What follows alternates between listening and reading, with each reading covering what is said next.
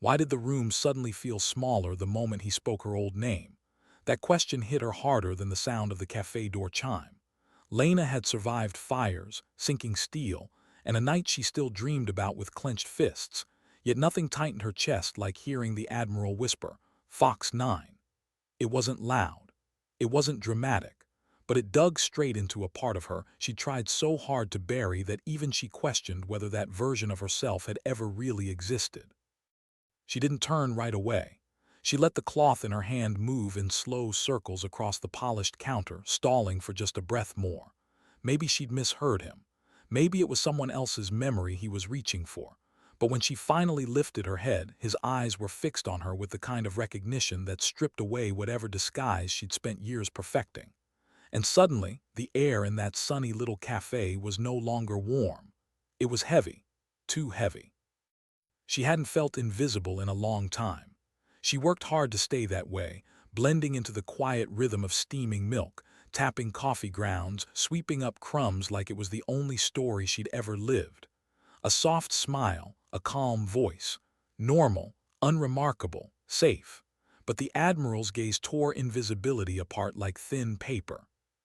Her pulse thumped once, twice, like it had forgotten how to stay quiet. She straightened slightly, whispering in a voice far steadier than she felt, "Sir, I don't go by that anymore." He didn't blink, didn't nod. He only stared at that small, pale scar behind her jaw, the one she always thought was hidden unless someone knew exactly where to look. And Admiral Pierce, he always knew exactly where to look. That's what made her stomach drop in a way she couldn't hide. Customers sensed something shift. A couple at the window stopped stirring their coffees. A teenager halfway through unwrapping a muffin froze with the paper still in his hands. Even the ceiling fan above them hummed at a slower pace, as if the entire room waited for her next breath. But the Admiral didn't say anything comforting. He didn't soften his voice or pretend the world around them wasn't listening. He just leaned in slightly and said, "We looked for you for a long time." Lena's throat tightened. It wasn't anger that hit her, it was fear. Old fear, the kind that hides in ribs and fists, waiting for a reason to climb out. She swallowed, forcing down the heat rising in her chest. "I left for a reason." Her voice was small, smaller than she wanted, and she hated that he heard it. Outside, the world looked painfully normal. A man walked a dog across the street, padding by without a clue. A delivery truck rumbled at the corner. Children laughed as they tried balancing scooters on uneven pavement. But inside was a pressure she recognized all too well. The same kind of pressure that comes right before an engine explodes, or a hull collapses, or someone tells you something you can't unhear. The Admiral took a slow breath through his nose, steadying himself. His hands trembled, only a little, but enough that a woman sipping iced tea across the room raised her eyebrows. He wasn't the kind of man who trembled. He'd always carried storms quietly. For him to shake at all meant something was deeply wrong. "You saved 7 of my sailors," he said, voice low, controlled. "You went back into that burning corridor after I ordered you not to." Her eyes closed for just a moment, just long enough for the heat to return, the crushing weight of collapsing metal, the bitter taste of smoke pushing into her lungs, the screams echoing through black corridors, the bodies she dragged one by one while flames licked at the ceiling above her. She still felt the floor tilt beneath her knees whenever she remembered that moment she almost didn't make it out. She told herself she left because she needed silence, because the Navy wanted to turn her into a story she wasn't ready to live. But that wasn't the whole truth, and the Admiral knew it. There were things she hadn't told anyone. Not the investigators, not the doctors, not even the people who tried to call her after she disappeared. There were reasons she hid her name, reasons she didn't wear uniforms anymore, reasons she woke up at 3 a.m. without knowing if she'd been dreaming or remembering. "I'm not that person anymore," she whispered. And she meant it, or she hoped she meant it. The Admiral's expression shifted, not harder, not colder, just sadder, like he was looking at someone who used to shine and now barely glowed. Maybe not, he said softly, but someone outside still needs her. Her eyebrows pulled together before she could stop them. What do you mean? But he didn't answer. The cafe door flew open before he could say another word, slamming against the wall as a man stumbled inside, panic twisting his face. His voice cracked before he even reached the counter. Please, someone, anyone, my daughter is trapped. The shed in our yard collapsed. She's underneath, she can't, please help me. For a moment no one spoke. It was that strange stillness where fear freezes people before instinct kicks in. Chairs scraped. A waitress gasped.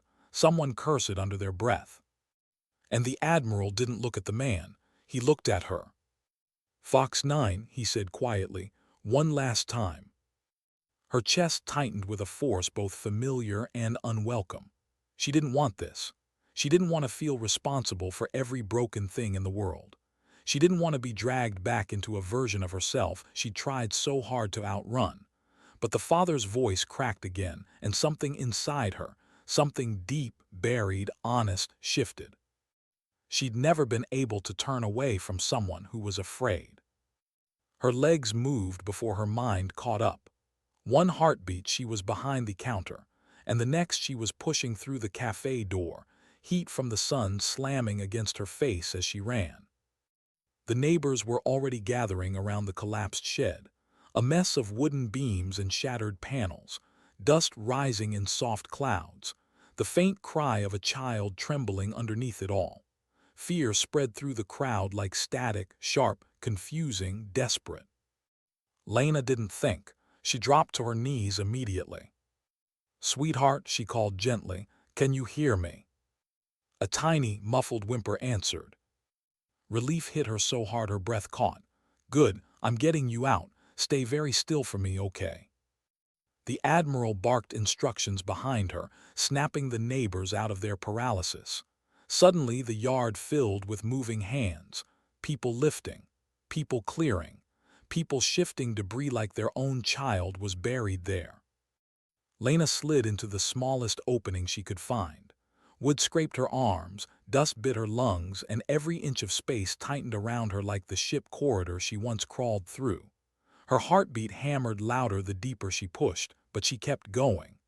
Eyes half closed against the dimness, fingers reaching until finally, she touched a trembling shoulder. "I've got you," she whispered. The child clung to her like she'd known Lena forever. Moments later, daylight burst across their faces as Lena pulled the girl free. The crowd erupted in a wave of relief. The father dropped to his knees, clutching his daughter as if letting go would break the world in half. Lena stood slowly, dust streaking her clothes, sunlight warming her skin. And for the first time in years, she didn't feel like she was hiding. The Admiral approached with quiet steps. No pride, no authority, just a man who saw something return that he thought was gone forever. "The world still needs people like you," he murmured. She didn't argue this time. She didn't look away. Because kindness, real kindness, doesn't disappear. It waits. It buries itself until the moment someone needs it again. And sometimes it only takes a single word from the past to remind you who you really are. Why did her hands still tremble even after the child was safe? That question lingered with her long after the crowd dispersed. It clung to her skin like dust, like memory, like something she didn't want to acknowledge but couldn't ignore. She'd done what anyone would have done, at least that's what she told herself. But deep inside, she knew better. Not everyone crawled into tight spaces without thinking. Not everyone stayed calm when oxygen thinned. Not everyone heard a cry and instantly remembered another voice, trapped behind steel and smoke years ago. Lena walked slowly back toward the cafe, brushing debris from her arms. The father called after her again, thanking her with a voice still trembling from fear, but she couldn't bring herself to do more than give a nod. His gratitude felt too heavy, too warm, too close to something she spent years trying to forget. The Admiral waited outside the cafe door, hands behind his back, posture sharp despite the slight tremor she'd noticed earlier. He watched her approach with an expression that wasn't victory or pride, something more fragile than that, something she wasn't sure she deserved. "You didn't hesitate," he said quietly. "I should have," she replied. "Why? Someone needed you." She looked down at her shaking hands. "Because every time I step toward danger, I remember why I left." He didn't answer right away. He just watched her, studying the way her chest rose with unsteady breaths, the way her jaw tightened as if holding back a truth she didn't want to say out loud. A few pedestrians passed, glancing curiously at the two of them, one dust-covered and distant, the other standing as if guarding something delicate. "You ran for a reason," he said slowly, "but you didn't run today." She exhaled sharply, not from anger but from something softer, more broken. "Saving someone doesn't mean I'm ready to go back." "Maybe not." His voice fell even lower. "But you're still the person you were trying so hard not to be." The words hit with an uncomfortable accuracy, a truth she didn't want to admit. She turned away, staring at the sunlit street stretching beyond the cafe, cars cruising past like nothing monumental had happened. A breeze swept through, brushing strands of her hair across her face. She didn't push them away. "You didn't come here by accident," she finally said. His silence confirmed it. She looked over her shoulder. "How long did it take you to find me?" The Admiral inhaled deeply. 7 years. Her chest tightened, not in fear this time, but in guilt. "You should have stopped looking." "You know I couldn't." His eyes hardened, not cold but resolute. "Not after what happened." There it was again, the thing neither of them dared say. The night she saved 7 sailors but couldn't save the 8th. The night she almost lost herself inside a collapsing corridor, dragging bodies through hell.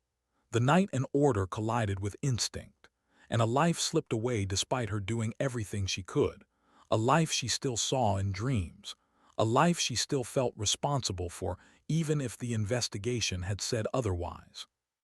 "Pierce," she murmured, voice trembling in a way she hated, "I can't keep reliving that night." "You're not," he said gently. "You're living what came after." For a moment she closed her eyes, not to escape, just to breathe. Inside the cafe, she could see people returning to their routines, their conversations restarting. The world always moved on quickly, but she didn't. Not really. She never had. And the Admiral, for all his discipline and composure, looked like a man with his own burden, something he carried not by force, but because the weight meant something. She needed to shift the energy, even if only for a moment. "You didn't come here just to find me. What do you want?" His gaze locked onto hers, and something unspoken passed between them, something near the edge of confession. But before he could answer, a voice called from behind them. "Lena." She turned. It was a coworker, the young college girl who worked part-time, holding a broom and staring at Lena as if she'd transformed into someone else entirely. "You okay? People inside said you ran out like you heard a gunshot." Lena forced a small smile. "I'm fine, just helping someone." The girl nodded slowly, though her eyes lingered on the Admiral with obvious curiosity. She stepped back inside, glancing over her shoulder as if she was leaving a scene she didn't quite understand. When she disappeared, Lena's smile fell away. "You're upsetting my life," she told the Admiral. "I know," he said softly, "and I'm sorry for that." "Then leave." Something flickered across his face, disappointment, regret, fear, she wasn't sure. He straightened his coat as if preparing to do exactly what she asked. His hands were steady now, not trembling like before. Maybe the moment had passed. Maybe he'd accept her choice. But then he paused. "There's something I haven't told you," he said. The words dropped into her stomach like lead. She didn't want another secret, another reason, another thread tying her to a past she worked so hard to escape. But the Admiral's voice held a weight she recognized too easily, the weight of truth. Heavy, painful, necessary. "What is it?" she asked cautiously. He stepped closer, lowering his voice. "The man you couldn't save that night, his family has been looking for answers." Her heart slammed once, hard enough to feel in her teeth. "I told the investigators everything." "You told them your part." His eyes held sadness she wasn't prepared for, but there were things you weren't told. Her breath hitched. "Like what?" He hesitated, and that hesitation told her everything she needed to know. Whatever he was holding wasn't small, it wasn't simple, and it certainly wasn't going to allow her to stay tucked behind a cafe counter pretending none of it mattered. "Pierce," she whispered, "what are you not saying?" He looked at her like he was searching for the right moment to drop a truth that could either set her free or destroy the fragile peace she'd built. But he didn't get the chance. A sudden shout echoed from the street. A car skidding, tires scraping asphalt, someone calling her name. She jerked her head toward the sound and saw a man waving frantically from across the road, pointing toward the direction of the alley behind the shops. Her muscles tightened instinctively. The Admiral stepped forward. "Lena." But she was already moving, running toward the sound without knowing why. Only knowing that something was happening. Something that would pull her further from the life she thought she'd built. Something that would drag her closer to the truth she tried so hard to bury. And as she sprinted toward the alley, she felt it. A familiar, terrible pull. One she'd fought for years. The pull of someone who used to run into smoke, not away from it. Someone who used to be Fox 9. What if the sound she was running toward wasn't danger, but memory pulling her by force? That thought struck her mid-stride, feet pounding against the pavement as she cut across the street and slipped into the narrow alley behind the row of shops. The air shifted there, cooler, quieter, wrapped in the stale scent of cardboard, old oil, and something else, something metallic she couldn't place right away. "Lena," the man who'd waved her down stumbled after her, breathless. I didn't know who else to call. They said you helped that little girl earlier, so I thought, please, just look." He pointed behind a dumpster. Hesitation flickered through her, a reminder of the life she'd tried to adopt, one where alleyway emergencies weren't her responsibility. But her legs moved on their own, as if trained by muscle memory she could never unlearn. Behind the dumpster, a teenage boy sat slumped against the wall, one arm cradled against his chest, the other holding his side. His face was pale beneath streaks of dirt, lips trembling.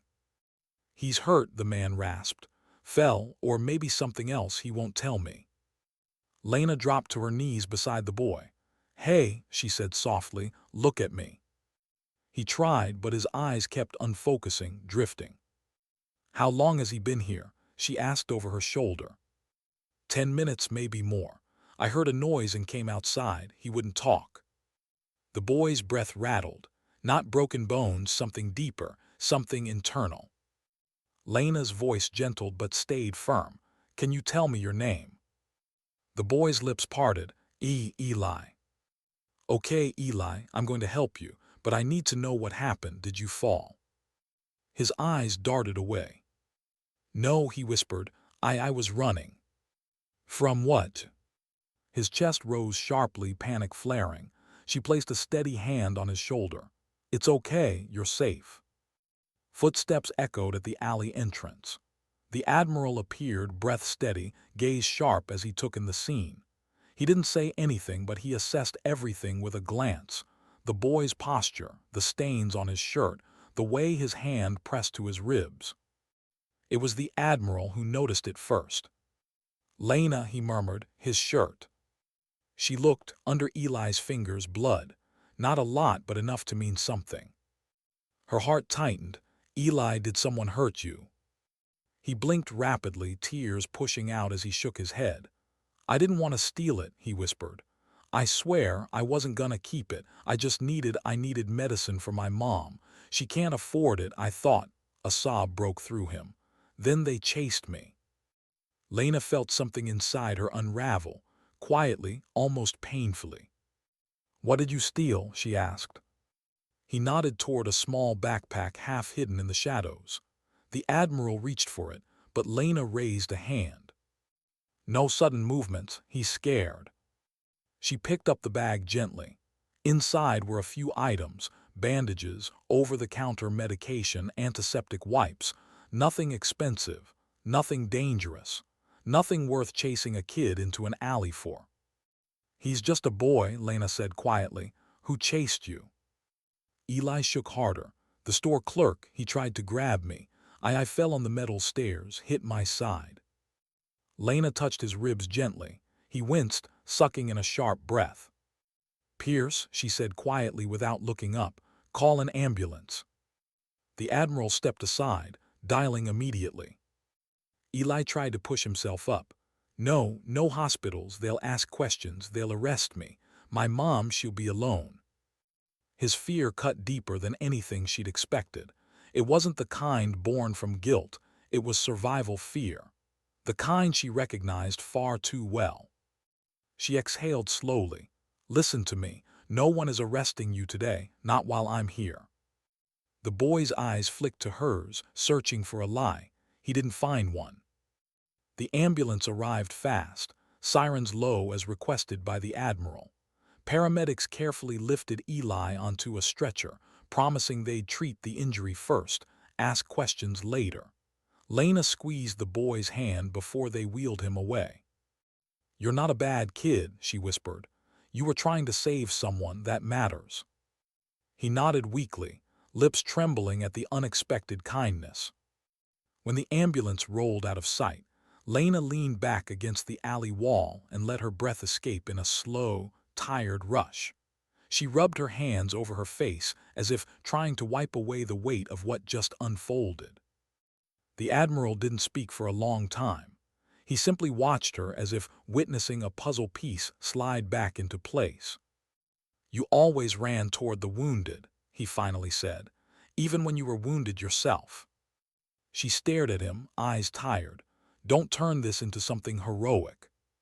"It isn't," he said. "It's human, and humanity takes courage." Her throat tightened, for reasons she didn't want to analyze. Finally she said, "You were about to tell me something before that man called for help." He nodded, "Yes, and it's time you heard it." She swallowed, "Then say it." He took a slow breath. The man who died the night of the fire, he wasn't supposed to be on that ship. Her eyebrows knit together. "What do you mean?" He'd switched places with someone else, someone who was meant to be there instead. Lena stepped closer. "Who?" The Admiral didn't look away, didn't soften the blow. "You." Her breath caught sharp and painful. "That's not possible." "Yes, it is. He took your shift, volunteered, said you looked exhausted. He thought he was helping you." Time slowed, the world dimmed, the alley seemed to tilt. She shook her head rapidly. "No, I would have remembered that. Someone would have told me." "They didn't," he said quietly, "because it would have broken you more than you already were." Her chest felt hollowed out. "I dragged 7 men out of that corridor, 7, and the 8th, the one I couldn't reach, should have been me." The Admiral didn't answer. He didn't need to. Tears stung her eyes, hot, angry, confused. Memories twisted inside her, reshaping themselves. The guilt she'd carried all these years, the guilt that made her run, hide, disappear, it shifted into something heavier, something sharper. She whispered, "Why didn't you tell me?" "Because you were already drowning, and because the Navy thought knowing the truth would destroy your career, what was left of it." She laughed once hollow. "They thought hiding the truth would save me. They hoped time would." She turned away, pressing a hand against her mouth as the emotion hit like a wave breaking against a cliff. The Admiral stepped closer but kept respectful distance. His voice was softer now. "He made a choice, Lena, a kind one, a selfless one, and you've been blaming yourself for something that wasn't yours to carry." She shook her head again. "But it was my station, my shift, my responsibility. He died for me." "He died trying to help you. There's a difference." She didn't speak, she couldn't. The sun had dipped lower, casting long shadows across the buildings.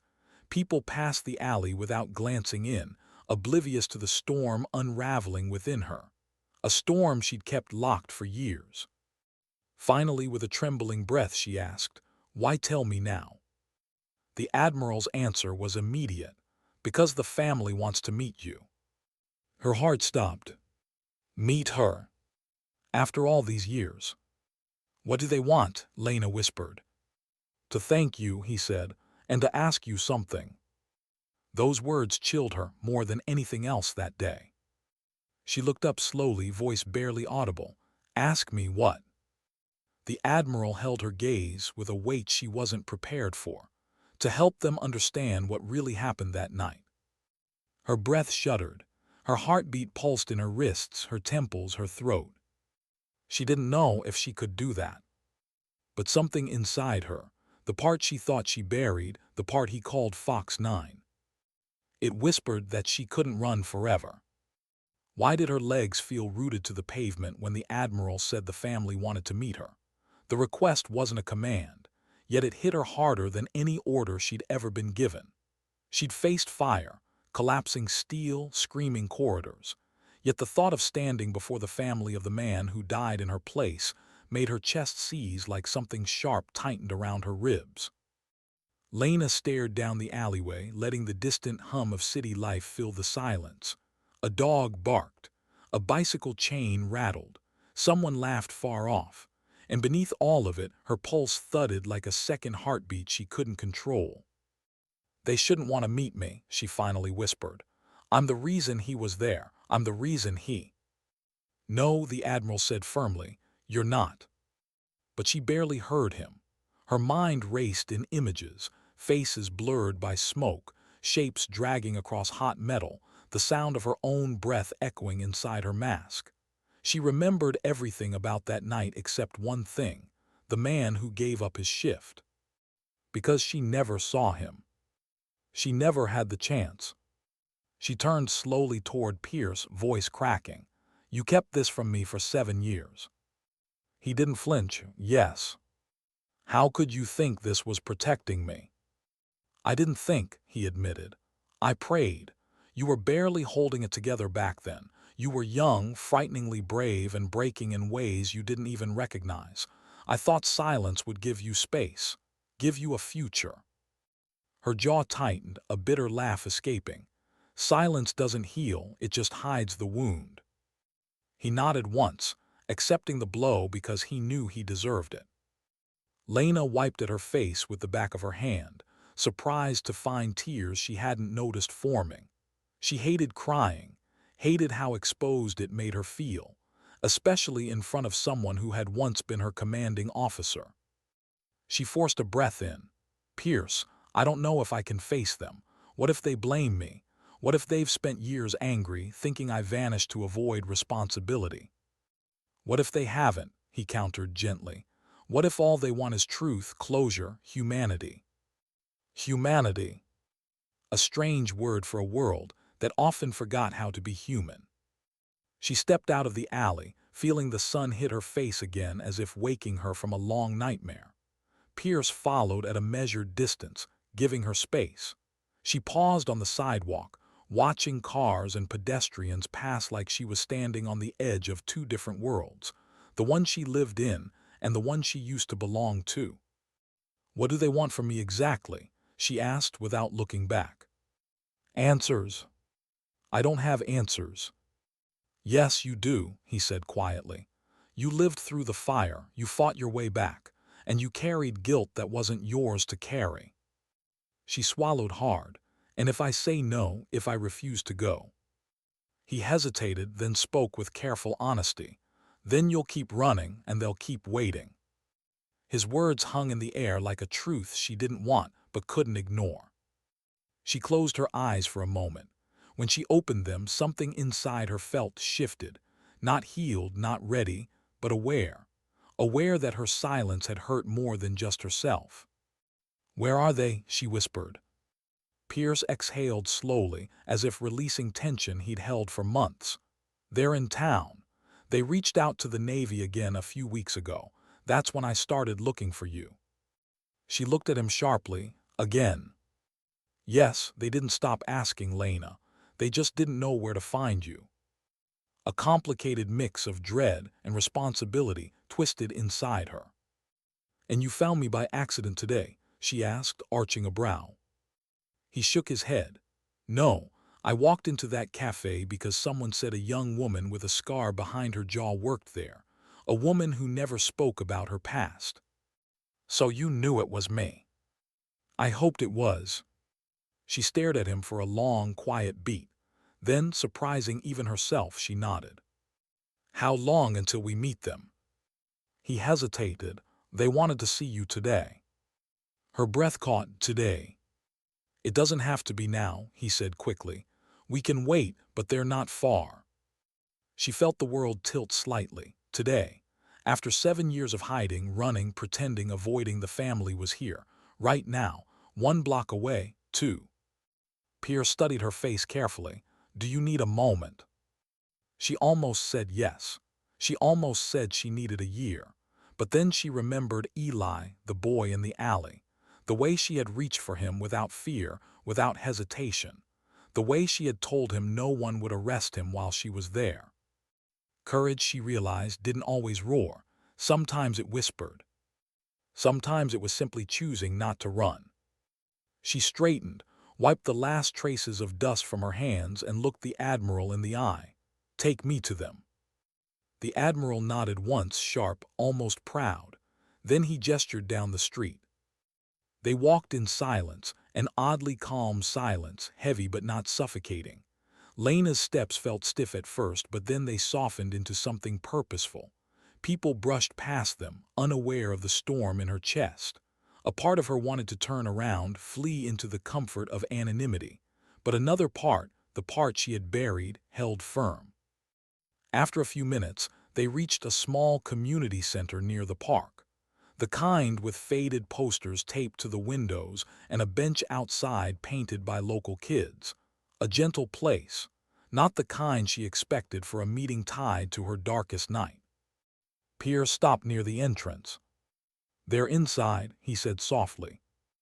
Lena stared at the door, the glass reflecting a faint image of herself, dust on her shirt, worry in her eyes, a past she couldn't outrun carved into her expression. She didn't look like Fox 9. She didn't look like a soldier. She looked like a woman caught between mourning and acceptance. "Before we go in," Pierce added, "you should know something. They don't want to blame you. They want to thank you." Her brow furrowed. "Thank me for what?" "For trying," the Admiral said. "For going back inside that corridor even after the explosion. For saving 7 men when most people wouldn't have made it out themselves. And for being the last person who saw him alive." A lump rose in her throat. "I don't know what to say to them." "Then don't say anything at first. Just listen." Listening, she could do that, maybe. Pierce opened the door. But Lena didn't step in immediately. She paused on the threshold, fingers curling into a fist at her side. Fear flickered through her, a quiet, trembling fear of disappointing people she'd never met but already felt responsible for. She drew in a breath, bracing her heart. Just as she lifted her foot to step inside, Pierce spoke again. "There's something else," he murmured. She looked up sharply. "What now?" "The family isn't just here to listen." His voice softened. "They're here because they found something from that night." Lena froze. "What did they find?" she whispered. The Admiral looked at her with a gravity she hadn't seen before. "A recording." Her stomach dropped. "A recording of what?" He held her gaze. "Of your last moments inside the ship and his." Her breath vanished. "A recording. Proof, memory, sound. A piece of the night she thought was lost forever." And suddenly, walking through that door wasn't just about meeting a grieving family. It was about facing the truth of what she never allowed herself to hear. Why did her heartbeat feel louder than the street noise outside? That was the first thing she noticed. The thudding inside her chest, steady but too strong, like her body was bracing itself for something her mind wasn't ready to accept. A recording. 7 years of silence, guilt, and unanswered questions. And suddenly the past had a voice. Lena stepped inside the community center slowly, each footfall feeling heavier than the last. The building smelled faintly of old books, floor polish, and something nostalgic, maybe childhood art classes or local events held in brighter times. The hum of a vending machine filled the silence. Somewhere in the back, someone coughed. And then she saw them. A woman in her early 50s sat at a round table, her hands folded so tightly her knuckles were white. Beside her sat a young man, a few years older than Lena, his posture straight but his expression carved with exhaustion. Grief had changed him, she could tell. Not grief that destroys, but grief that reshapes.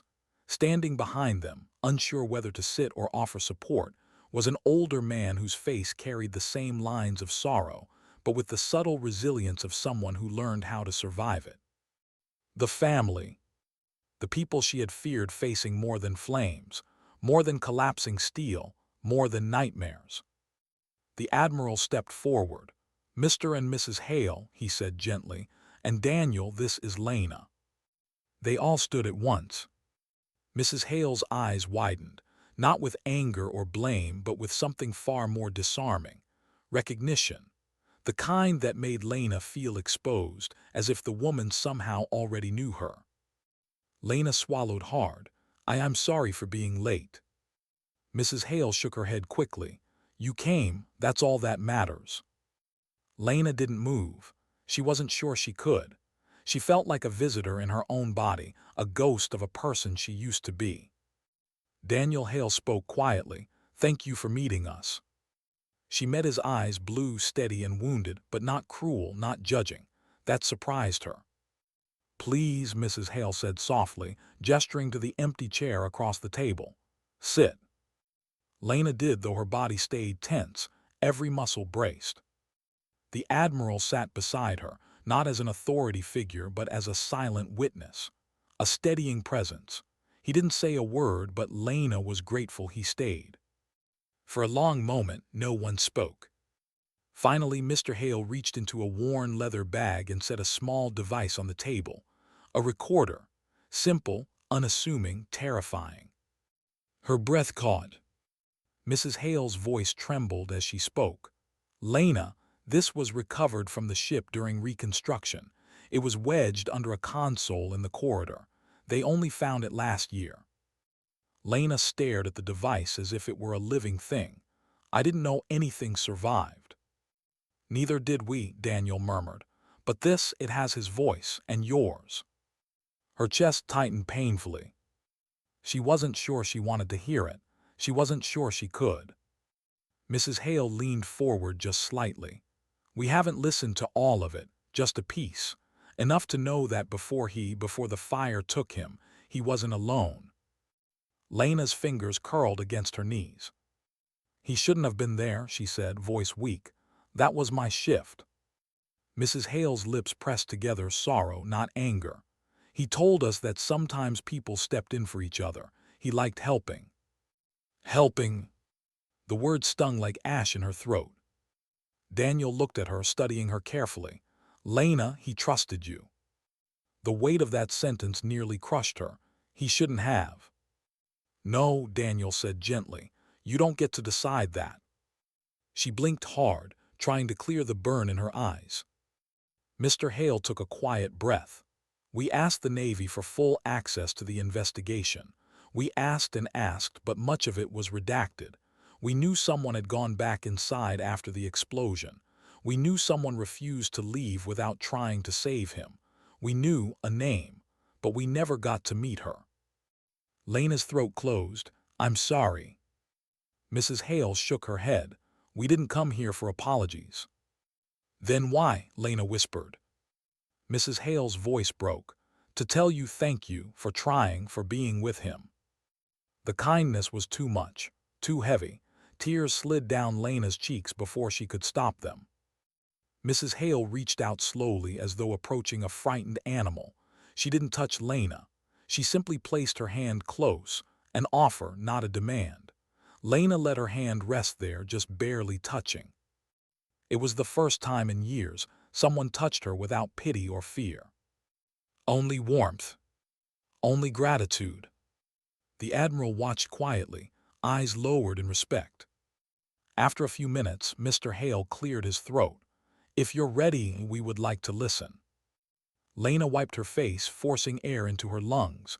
"I'll listen." He pressed play. A small crackle filled the room. Static. The distant roar of alarms. Then a voice. Panicked but steady, a young man. "Fox 9 this way. The ceiling's collapsing, we have seconds." Her breath hitched. She remembered that voice. She didn't remember the words, but she remembered the sound of him dragging two sailors toward the exit. She remembered yelling for him. She remembered the heat.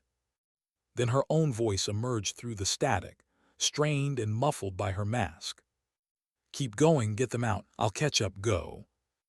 Mrs. Hale covered her mouth, eyes swelling with tears. The recording grew louder, rougher. A metallic groan, something crashing. Then the young man again, shouting through smoke. "Fox 9, don't go back, don't you dare." Lena stared at the table, her hands trembling uncontrollably. She didn't remember that. She didn't remember him warning her. More static. Then a quieter moment, breathless, heat warping the audio, his voice softer.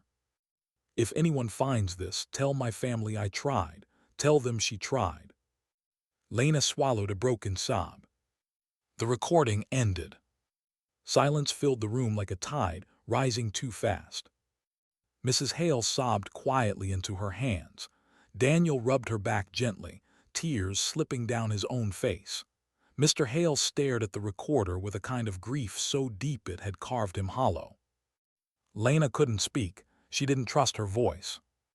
But Mrs. Hale lifted her eyes, red, trembling but warm. "He wasn't alone," she whispered. "You were there, you fought for him, you fought for all of them." Lena shook her head, barely able to breathe. "I didn't save him." "You tried," Mrs. Hale said.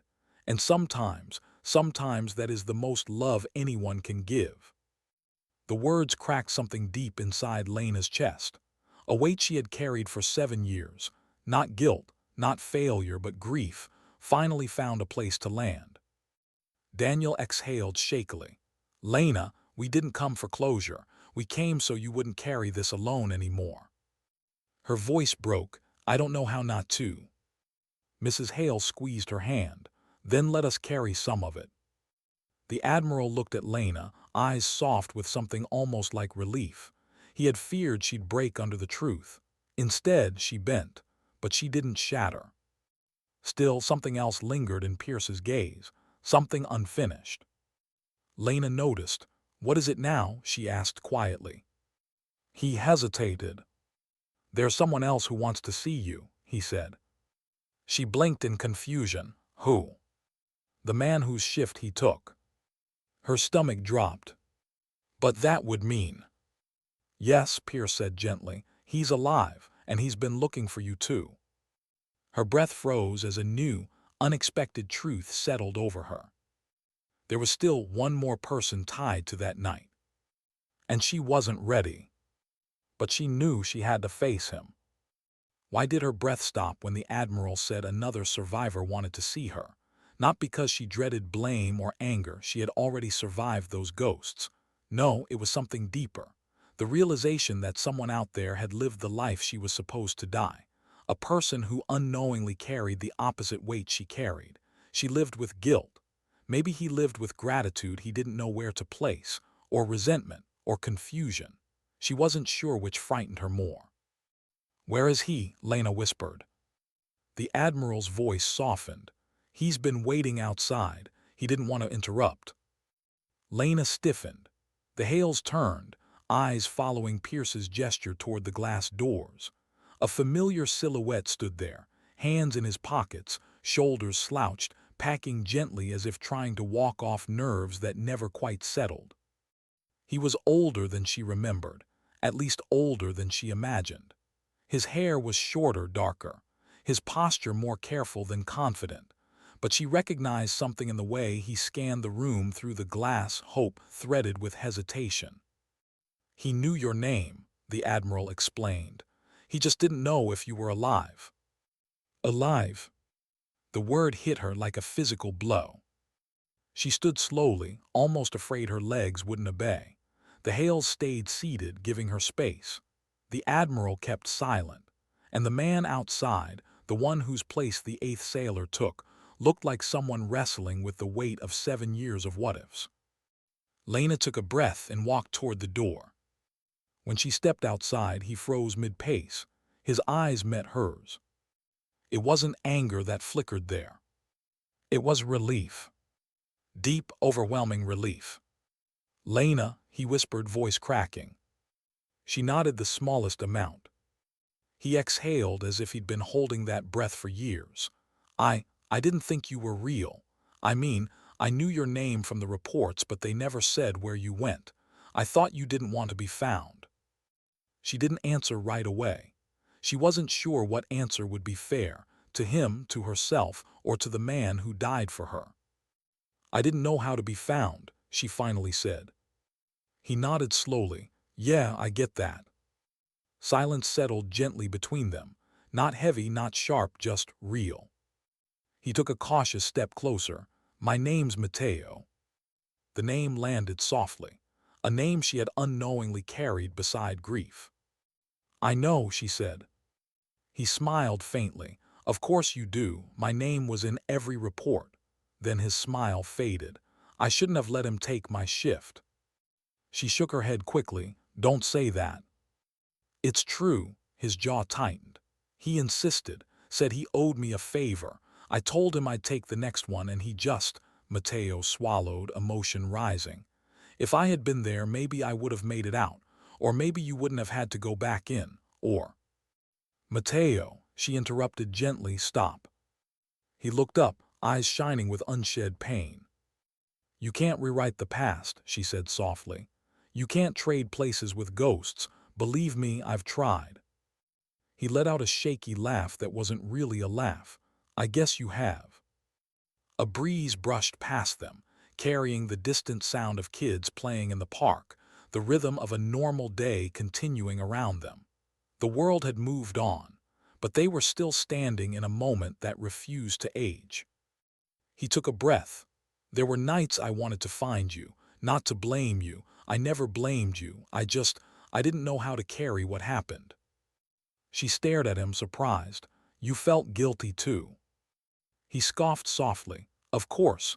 When someone dies for you, you don't walk away clean." He paused, voice softening. "I've lived 7 years trying to be worthy of the life he gave me. Some days I think I did okay. Some days I don't know." Her eyes dropped. "I understand." They stood there in the quiet, letting grief recognize itself. Then he asked the question she feared. "Why did you disappear?" She closed her eyes, letting truth gather slowly. "Because surviving doesn't always feel like living," she said. "Because everyone kept calling me a hero and I didn't feel like one. Because 7 men lived and one didn't. And the person who should have been in his place was me. I ran because I didn't know how to be grateful for something that hurt so much." Matteo's expression softened with deep understanding. "Living with a second chance is harder than dying with purpose," he murmured. "I know that." The admission cracked something inside her, but gently. "Why did you want to see me?" she asked. He looked down at his hands, as if searching for words there. "Because I needed to see that you made it," he said. "I needed to see that his choice didn't go to waste.